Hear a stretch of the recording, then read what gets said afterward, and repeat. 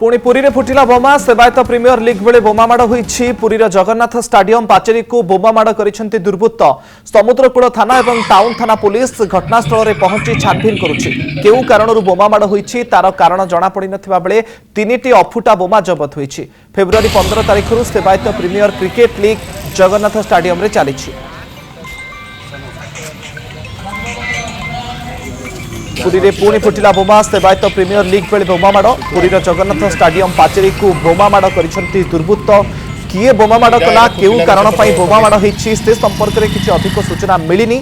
समुद्रकूल थाना एवं टाउन थाना पुलिस घटनास्थल रे पहुंचिसंति अधिक छानभिन जारी रखिसंति। फेब्रुआरी 15 तारिखरू जगन्नाथ स्टाडियम रे चलिछि सेवायत प्रीमियर लीग एवं एई समय रे पाचेरी जो स्टाडियम पाचेरी रही सेठी किए बोमा माड़ करिसेंति केउ कारण पई बोमा माड़ करागला एवं किए बोमा माड़ कला से संपर्क रे किछि अपडेट खबर वर्तमान पर्यंत आसिनी।